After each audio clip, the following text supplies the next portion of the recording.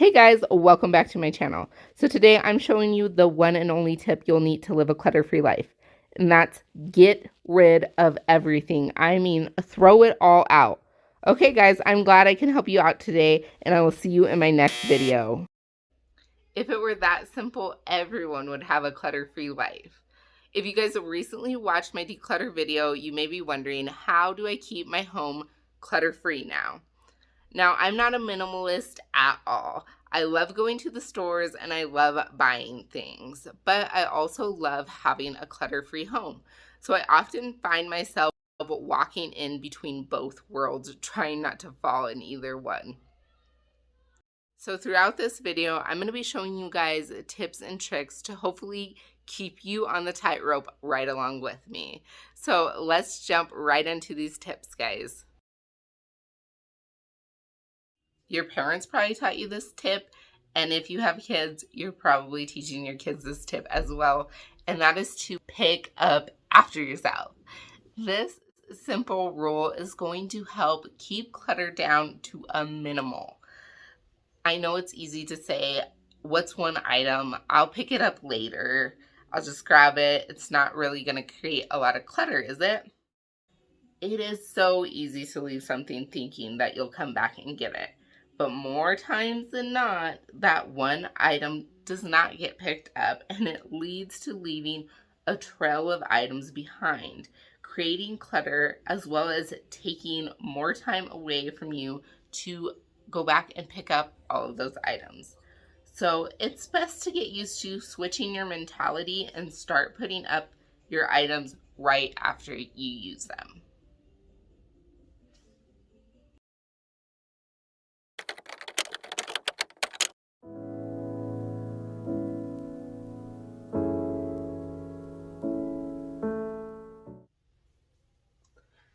It is so important that everything in your house has a home and you're not just laying things around, because when it comes time to cleaning everything, usually what everybody ends up doing is just grabbing that clutter and moving it from one room to the next room.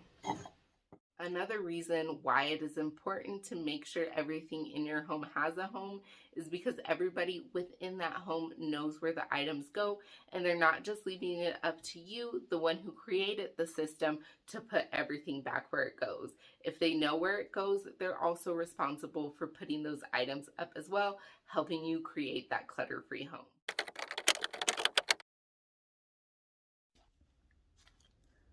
I try to declutter as I clean each and every day, but I often find myself piling everything up in the corner waiting for me to get rid of, creating visual clutter on its own. So a great way to still declutter daily and avoid having a corner full of junk looking at you is to get a donation box that you can store somewhere in your home that you can add things to without being a complete eyesore. So for instance, you can use some type of decor box or basket and put your donations in, and when that gets full, you can take it to your local donation store and you don't have a lot of visual clutter staring at you as you are collecting this clutter throughout your home. Okay guys, time to talk clothes. I love going by the 6-month rule or the season rule. If you guys don't know what these are, either you go through your clothes every 6 months and what you haven't worn is everything that you get rid of. And then the season rule is by season. So what you guys haven't worn all summer, it's time to get rid of, because if you didn't wear it in that season, you probably won't wear it. Now, another tip that I can give you guys that you can go by, and it can actually work with the 6-month rule as well, is to switch your hangers back. So how this works is you will put all of your hangers backwards, and then as you wear them, you will start hanging them up as you regularly would. And then once the 6 months is up, you're going to go back through your closet, and all of those clothes that are still hung backwards, I want you to grab those and get rid of those, because those are the clothes that you did not wear. So this next tip is to reset weekly. Creating a reset schedule is going to help tremendously with your clutter journey. So when you get out your calendar, I want you to try and set a checklist that narrows down each week to different areas in your home that you can tackle. So if you guys are not into scheduling or you want to shake it up a bit, I have a tip for you guys that may even get your family to join in on. So the first thing I want you guys to do is grab some Post-it notes. And on those Post-its, I want you guys to write a time limit, whether that's 5 minutes, 10 minutes, 15, an hour, whatever works for you guys. And on the back of those times, I want you guys to write what you think you could get done within that time limit.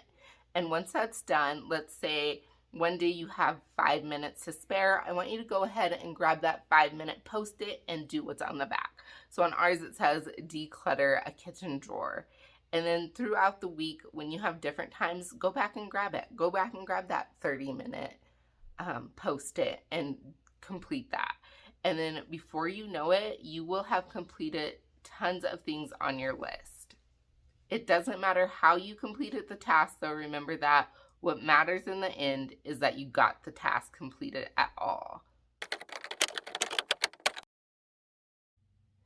Now, when you do decide to go to the store, I want you guys to think about getting rid of a couple of items as you bring in that one new item. So for instance, when I buy a new shirt, I actually look at getting rid of 2 to 3 clothing items to replace that one clothing item. That way I'm getting rid of more clutter than I'm actually bringing in. Guys, this actually works for kids' toys as well. So when we have decided that our kid is going to get a new toy, we ask them to get rid of at least 3 toys before that one toy, just like I do with my clothes. And I want you guys to have them get rid of these toys before they get that new toy. I'm sure you guys have went through this scenario as well as I have. When they get the item before they have to get rid of something, then you kind of hear, "But I really love that toy. I don't want to get rid of it now." Because they already got what they wanted. So make sure they get rid of other toys, because if they really want that toy, they will find 3 toys to get rid of. And again, that's keeping their clutter down before they bring a new toy into the house as well. So I want you guys to remember this is a marathon and not a sprint. If you guys speed through this process, what's going to happen is you're going to get so overwhelmed, you're just going to give up. And if you do make it to the finishing line, you're probably going to be so sick of decluttering, you're not going to want to do it for a while. And in both of these scenarios, what's going to happen is that clutter is just going to build back up and you're going to be back to where you started, and you do not want that. So slowly start the declutter process. And while you're doing this, I want you guys to really think about why you guys have this clutter in the first place, because once you guys get to the root of that problem, you are going to really start living that clutter-free life and find out what is holding you back and start working through that. So I want to thank you guys all so much for sticking around. Let me know in the comments if there is a hurdle when it comes to cluttering that you just can't seem to get over. I'd love to hear that. Make sure you guys give it a huge thumbs up too down below if you like this video, and hit that subscribe button if you want to see more of my content, and that notification bell. I want to thank you all so much for joining me, and I will see you guys in my next video.